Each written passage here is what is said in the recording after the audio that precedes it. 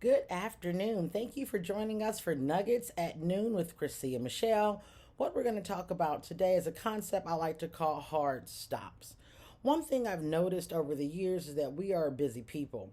We run and we run. We take care of our family, our friends, our children. We try to give the best at our jobs. We try to throw a little time for ourselves in there. And at the end of the day, we are dozing off on the couch and falling asleep in the bed.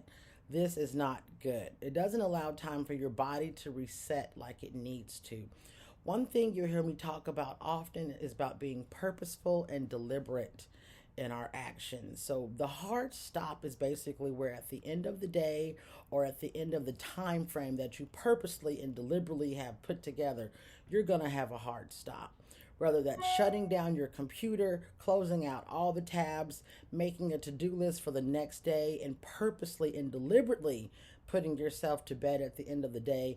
Or if you went a couple days and you're just going to hammer it out hard and then you're going to stop, but it needs to be a purposeful and deliberate hard stop.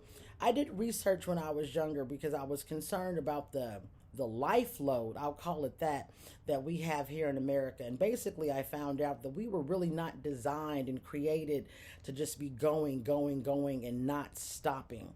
We need some of those rituals, and you'll hear about me talk about that later, of stopping at the end of certain things before we start the next thing.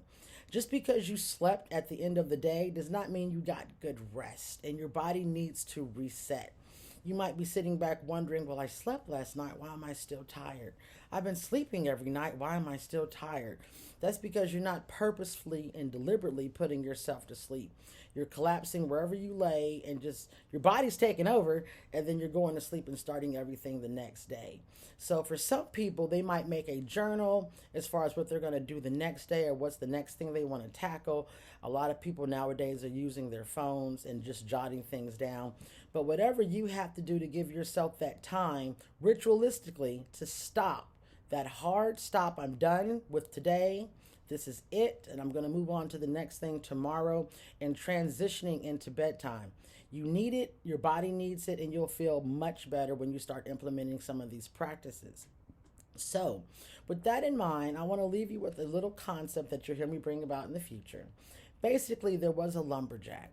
This lumberjack was very motivated. He knew that he wanted to cut down 100 trees a day. So he went out and he chopped down 99 trees. He was not deterred. He went out the next day and cut out 98.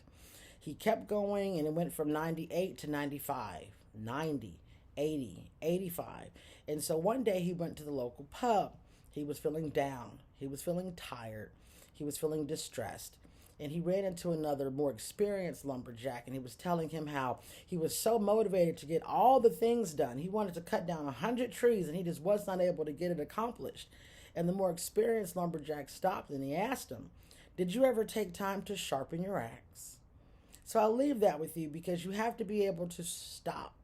You have to have time to recuperate and take care of you because you cannot take care of others until you take care of yourself. Thank you for joining us and have a good afternoon.